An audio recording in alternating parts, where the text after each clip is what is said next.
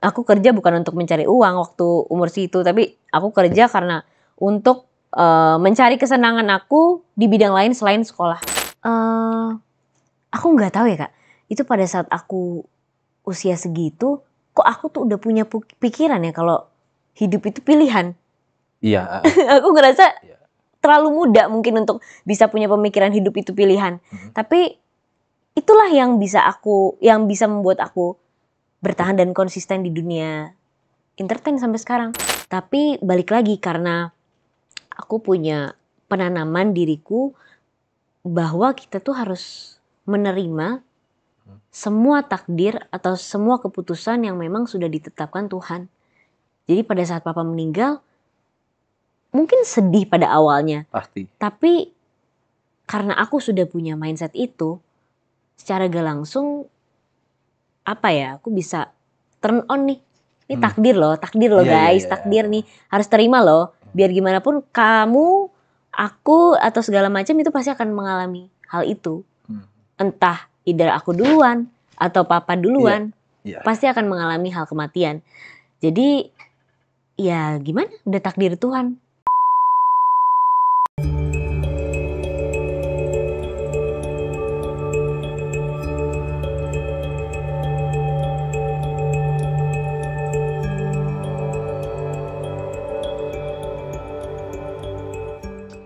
Terus apa yang paling menarik lagi di pas saat umroh? Oh, ada lagi juga nih, aku dibales sama Tuhan juga nih di sana. Jadi waktu pas aku umroh, kalau nggak salah tuh lagi sholat ya di Madinah apa Mekah, aku lupa. Pokoknya intinya aku lagi berdua sama mama, dan pada hari itu memang aku lagi capek banget kan, lagi capek, lagi mager, tapi ya aku harus tetap ibadah gitu kan, tetap sholat segala macam, karena kebetulan tuh sholat zuhur kalau nggak salah. Aku lagi sholat, tiba-tiba mama tuh nyuruh aku ngambil air zam-zam. Karena mama aus. Cuman namanya anak muda ya, rada pemalas ya, dan kebetulan aku juga lagi malas pada saat itu. Bukan kamu cerita kamu ada orang yang pemalas ya? Lumayan. Kamu pernah cerita kamu tadi bilang aku itu orang malas, awalnya sebelum syuting dia ngomong gitu. Nah bisa dibilang, jadi dibales gitu kan sama Tuhan. Jadi mama tuh nyuruh aku ngambil air zam-zam, padahal air zam-zamnya cuma ya elah Kak, itu di depan doang, tapi aku males ngambilnya. Makanya maaf deh mama, ya aku males, aku bilang males deh mah gitu. Males deh pokoknya gitu. Terus tiba-tiba depan aku ada orang, kalau nggak salah dari Bangladesh apa dari Arab gitu, gak kenal sama sekali Kak. Itu gak ada namanya satu grup, pokoknya gak kenal, random. Tiba-tiba nyolek aku. Kirain ngajak ngobrol, kirain mau muji atau apa gitu. Taunya nyuruh ambil minum.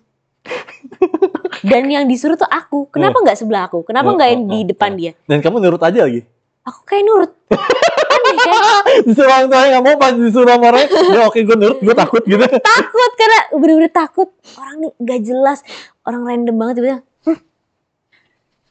Gitu. Mungkin dia gak bisa bahasa Indonesia atau mukanya kayak marah gitu. Terus kata mama, syukur. Kata mama. Terus aku ambilin tuh, aku kayak takut. Gitu kan. Terus dia minum. Tuh pelajaran aku ambil tuh. Gila, kamu itu wanita yang salah satu aku undang ya? Iya. Yang salah satu wanita yang aku undang yang aktor gitu ya, yang menurut aku luar biasa ngelihat dirimu gitu. Maksudnya pendewasaan kamu luar biasa, dan dulu bener sih aku ngomong di Daniel, kamu itu orang yang sangat amat lebih dewasa daripada dia, itu bener. Walaupun aku belum kenal dulu langsung ya, tapi nanti next aku mau ngundang dia deh, kayaknya seru tuh ngomongin hal-hal spiritual. Harus, wah dia lebih filsafat lagi daripada. Iya. Bahkan aku nggak ngerasa aku filsafat ya. Nah, itu yang aku ingin tanyakan juga. Dia kan berfilsafat dan dia juga tahu sedikit tentang nama sufi atau tasawuf. Wah, gitu banyak dia. Nah, itu gimana tuh? Kan maksudnya kan kamu kan yang sorry to say, kamu dari keluarga yang Islamnya pada umumnya aja ya, pada basicnya aja. Nah, ketemu orang-orang yang kayak Bunda Maya dan Dul yang punya pengetahuan yang seperti itu, apalagi sufi dan tasawuf, itu gimana tuh? Itu berat nggak sih awalnya nemuin kayak gini, sorry sih, kayak ini aneh banget nih orang nih gitu. Ada ngerasa alam-alam kayak gitu-gitu nggak sih yang kok beda banget nih, seru banget nih gitu maksudnya? Semua itu tergantung pasangannya dulu Kak. Oke. Tergantung orang yang bersama dia. Oke. Gitu. Jadi mungkin akan menjadi berat ketika aku memang tidak penasaran dan tidak punya rasa ingin tahu terhadap itu. Kamu nggak ingin tahu? Aku ingin tahu gitu. Gitu. Aku ingin mengenal dia lebih dalam. Aku mencintai keluarganya, begitu pula juga dia dengan segala kekurangan dan juga kelebihannya. Makanya aku merasa pada saat dia membahas filsuf, tentang sufi, tentang Jalaluddin Rumi, tentang apa tuh? Ibnu Athaillah, masalah ada Ya, pokoknya Al-Ghazali. Al-Ghazali. Terus juga ada. Wah gila nih, ini salah satu orang yang gue undang yang gila juga nih, pengetahuan kayak gini-gini juga gawat nih orang nih. Aku lupa dulu tuh pernah dijadiin Laila Majnun gitu kan. Semuanya tuh disebut sama dia. Ya mungkin sebelumnya tuh aku tahu tapi nggak terlalu ingin mengenal lebih dalam. Tapi pada saat aku sama Dul, aku jadi ngerasa wah asik juga ya kayaknya bicarain seperti itu ya, dan searching tentang seperti itu, nambah pengetahuan baru. Apalagi kan aku juga homeschooling kan gitu. Jadi aku rasa butuh sekali pelajaran-pelajaran yang memang gak kita dapetin di sekolah gitu. Aku sama Dul homeschooling dua-duanya. Iya. Jadi memang butuh ekstra belajar lagi. Dan kamu menurut aku tertolongnya adalah salah satunya adalah kamu ingin belajar. Nah mungkin itu kali ya. Ingin tahu lah. Basically ingin tahu dulu lah. Karena kalau seseorang yang udah homeschooling tapi dia tidak rasa kayak ya udah gue nggak mau juga nggak akan bisa. Dan BTW aku juga homeschooling. Iya. Aku homeschooling juga gitu. Kalau aku personal aku nggak suka sekolah. Aku nggak suka terlalu gini loh. Kadang-kadang ini kayaknya pemikiran ya. Pilihan. Pemikiran ya. Maksudnya kayak sekolah itu terlalu terkonsep, terlalu terstruktur, terlalu tertata. Setuju. Harus kayak gini, harus kayak gitu, harus kayak gini ya. Pakaian mesti gini. Akhlak dan sebenarnya mesti kayak gini, terlalu kayak mendikte banget, yang sehingga menurut gue sendiri saat itu aku sekolah. Jadi BTW aku itu sekolah itu dari SD sampai SMP kelas 1 sekolah formal, sisanya aku homeschooling. Ya akhirnya aku, karena di homeschooling itu kan yang harus dipikirkan adalah setelah sekolah lu mau ngapain, right? Setuju. Karena kan kalau setelah homeschooling kita nggak mau ngapa-ngapain juga itu lebih berat banget. Lebih berat banget. Terutama buat beban orang tua ya. Asli. Ngapain mulu di rumah lu gitu. Asli. So aku sempat dulu ngambil ice skating dulu, aku sempat jadi atlet ice skating. Jadi maksudnya kayak ya mulai di situ juga di eksplorasi dan sebagainya. Dan nah pertama kamu tahu namanya Rumi, terus tadi Al-Ghazali dan sebagainya, itu pandangan kamu itu apa sih? Maksudnya kayak kan contohnya Rumi itu mempunyai puisi atau filsafat yang mungkin kayak aneh banget gitu ya, kayak cinta atau bahkan yang tokoh-tokoh sufi yang kayak bahasa kayak gini, aku adalah Tuhan gitu kan. Kayak gini kan pernah dengar sih kayak aku adalah Tuhan, sembahlah aku gitu. Contohnya kayak kalau pernah dengar namanya Siti Jenar juga mengatakan yang kurang lebih sama. Nah itu gimana tuh awalnya dengar baca atau dengar kata-kata ini gimana, itu kayak wah ini sesat banget ya gini. Gimana tuh? Aku pernah sih belajar sama dulu berdua nih tentang syariat, hakikat, makrifat. Syariat, tarekat, hakikat, makrifat. Syariat, tarekat, hakikat, makrifat ya. Wow, empat itu yang jadi pelajaran untuk hubungan kita berdua gitu. Jadi selain ada syariat, ada hakikatnya, ada tarekat, ada makrifat, segala macam itu. Aku belajar juga, mungkin nggak sedalam dulu yang dulu udah pelajari ya, tapi secara garis besar udah beberapa udah sempet aku pelajarin gitu. Jadi kalau ada yang kayak sufi-sufi gitu, ya aku sangat-sangat sangat-sangat tertarik mengenal banyak dunia gitu, termasuk dunia sufi. Karena setiap karakter seseorang, bahkan karakter sufi pasti ada hal yang indah yang bisa kita ambil gitu. Jadi aku ngambil dari situ aja sih. Bahkan aku beli buku-buku Jalaluddin Rumi, mungkin yang spesialis cintanya kali ya. Yang beratnya itu biar dulu aja lah. Jadi aku baca yang soal cintanya gitu, cintanya terhadap Tuhan, terhadap gurunya gitu. Berat banget loh itu. Lumayan berat ya. Kalau berat ya nggak aku masukin hati juga sih Kak. Karena gini loh, maksudnya ketika aja. kita membaca sufi, utama ya baca ya buku spiritual, yang pertama harus kita lakukan adalah bagaimana kita mengosongkan diri kita. Maksudnya dalam arti gini, misalnya keimanan kita terhadap Tuhan A, B, C, D, F gitu ya. Nah ketika kita membaca apalagi sufi gitu ya, kita kan mesti mengosongkan itu dulu. Asli. Untuk dia tidak bentrokan Bentrok, hantam supaya nggak karena pasti tabrakan. aneh banget kan. Asli, Nah, asli. itu gimana tuh? Ada momen sih Kak, ada momen biasanya kadang kalau misalnya lagi moodnya nggak bagus ya lebih baik nggak usah dibaca deh. Oh gitu. Jadi harus benar-benar kosong, harus benar-benar relax dan harus benar-benar tujuannya hanya untuk membaca itu, nggak ada tujuan-tujuan Oke. lain. Karena kalau misalnya kita lagi banyak nih kompleks pikiran itu nggak masuk itu kata-katanya. Sama kayak kita lagi baca skenario aja. Harus benar-benar fokus, harus benar-benar satu tuju gitu. Bunda Maya sempat ngajak-ngajak hal-hal kecil gitu-gitu nggak sih? Kayak misalnya ya mungkin sekelibatan ngomong something gitu. Sempat gitu. Bunda tuh termasuk orang yang memang apa ya, nggak aku sangka tuh sangat mendalami banyak hal gitu. Termasuk soal Nanti habis ini syuting gue cerita sesuatu deh. Soal cerita-cerita tentang apa ya, agama, tentang kisah-kisah zaman dulu Nabi. Dan aku ngerasa kayak wah gila, ini perempuan yang sangat-sangat apa ya, bisa dibilang beda dari yang lain aja sih gitu. Jadi seru lah gitu, inspiratif banget gitu. Dan jujur loh Tisa, menurutku menjadi orang bisa terbuka itu nggak gampang. Asli. Nggak gampang gitu, maksudnya at least pengetahuan yang baru deh. Setuju. Kita terlepas dari pengetahuan itu benar atau salah. Yap. Karena benar dan salah itu menurut aku itu dinamis. Ya benar. Karena kalau misalnya kita ngomong bahwa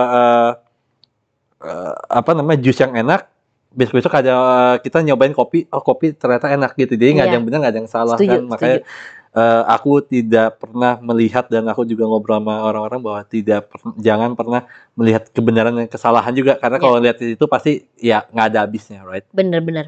So, nah ini aku menarik juga nih tentang film. Terakhir kamu main di film di Alpha Grill. Alpha Girls. Grills lagi, sorry, Alpha Girls. Lupa lidah gue kebanyakan sama istri gue, soalnya jadi lidah gue bisa kepelitak. Alpha Girls-nya itu gimana tuh? Ceritanya tuh aku berperan menjadi cewek alpha. Cewek yang dominan. Wow. Alpha Girls tuh bercerita tentang dua perempuan yang memang lebih dominan dibanding sekelompoknya gitu. Nah kebetulan aku ini adalah perempuan atau wanita karir yang memang punya ambisi itu ke hal sosial gitu. Jadi ada yang menjadi adekku yang diperankan oleh Jihan Almira. Dia itu lebih ke wanita karir kayak kantor gitu. Intinya kita berdua sama-sama anak dari Pak Alfa yang diperankan oleh Tanta Ginting. Gitu. Nah, hal apa yang kamu dapat dari Alpha Girls? Ketenangan seseorang itu diperlukan sih, Kak. Bahkan dalam dia memutuskan suatu keputusan itu butuh ketenangan dan kebijakan. Jadi nggak bisa memutuskan sesuatu hal itu lewat perasaan atau pikiran yang menggebu-gebu gitu. Kadang kita kalau ngikutin nafsu, kita kalau ngikutin perasaan mungkin bisa salah keputusannya. Tapi kalau dipikirin matang-matang, kalau sortir dulu nih dengan kepala atau isi hati yang dingin, pasti bisa buat keputusan yang baik. Nah, dari judulnya sudah Alpha Girl. Alpha Girls ya. Menurut kamu pribadi, seorang wanita itu gimana kalau alpha itu bolehkah, atau menurut kamu ini personal ya? Apakah sebenarnya wanita jangan deh alpha deh atau gimana? Menurut kamu itu gimana? Kalau dari aku pribadi ya, kalau aku kebetulan tidak alpha. Tapi aku tidak menyalahkan juga orang yang dominan atau alpha, karena menurutku sifat dan karakter seseorang itu berubah karena pengaruh lingkungan yang mendewasakannya gitu. Jadi mungkin karena aku terbiasa dengan lingkungan yang memang sangat-sangat membuat aku jadi santai, chill, dan juga gak dikejar apapun. Jadi aku bisa jadi orang yang santai aja, gak dominan juga gitu. Tapi kalau misalnya mungkin dituntut sama suatu hal gitu, atau ada punya pengalaman di pressure oleh banyak hal, itu kadang bisa menjadi orang yang lebih dominan aja sih, lebih pingin terlihat lah gitu kasarnya. Nah, berarti kalau aku dapet dari dirimu adalah bebas-bebas aja. Bebas-bebas aja, nerimo aja kalau kata orang Jawa. Nah, tapi kan kalau iya Jawa, aku juga Jawa sih sebenarnya. Aku Madura, almarhum kakek itu Madura. Oh Madura. Iya makanya. Tapi ya begini model campuran lah ya. Nah, eh, di film tersebut itu kayaknya aku lihat di trailer ya, aku belum sempat nonton gimana. Itu kayak crowded banget ya. Pemainnya banyak banget, Kak. Ya maksudnya memang kasusnya itu mereka di cerita itu kayak crowded banget. Crowded banget gitu. Jadi emang perebutan tahta lah ibaratnya. Jadi Pak Alva yang diperankan oleh Katanta tuh mau pensiun lah gitu dari kantornya dan ingin meneruskan dan ingin diteruskan oleh kedua anaknya. Nah itu pilih siapa lah antara si Sierra yang diperankan oleh Jihan atau Eve yang diperankan aku. Nah kalau Sierra tuh mungkin lebih dominan, kalau aku lebih ke tenangnya gitu. Dan itu juga sebenarnya jadi sebenarnya kalau kita lihat di realita banget ya. Banget itu. Karena bukan konsepnya Alpha Girls ya, tetapi konsep yang dimana kan ya itu jatuh kayak warisan gitu nggak sih? Warisan bener, penurunan warisan nih. Jadi apa ya, kayak ibaratnya gue nurunin apa ya ibaratnya? Ya warisan. Warisan gue tuh ke siapa nih? Anak pertama apa anak kedua? Gitu. Nah itu akhirnya kan menjadi ini nggak sih buat kamu kayak oke, one day gue ini punya keluarga dan sebagainya, jangan sampai kejadian ada pemikiran-pemikiran kayak gitu nggak sih? Bener-bener kadang tuh warisan tuh bikin jadi pecah belah ya kadang. Warisan tuh bikin orang tuh jadi punya mindset kalau dapat warisan tuh berarti gue lebih disayang sama orang tua gue. Padahal sebenarnya kayak ya itu kebijakan keluarga aja sih gitu. Selama keluarganya ngerasa ya kayak tanpa warisan kita juga udah bisa bangun silaturahmi keluarga, ya aku rasa jangan dibuat ribut gitu. Wow. Tentang film juga ada nggak satu karakter film yang akhirnya kayak menjadi kepribadian dirimu? Yang akhirnya kayak misalnya gini, kan setiap karakter pasti ada positif negatif karakter kan. Ada nggak akhirnya film apa yang akhirnya yang jadi sebuah karakter personalmu sekarang? Aduh, apa ya? Lumayan bingung nih saya, Kak. Tapi kalau boleh cerita sih mungkin Tiga Nafas Likas. Itu dulu yang film yang itu yang bikin aku jadi dapat Piala Citra itu. Itu banyak banget sih pelajaran yang aku bisa dapetin. Itu aku syuting masih 13 tahun.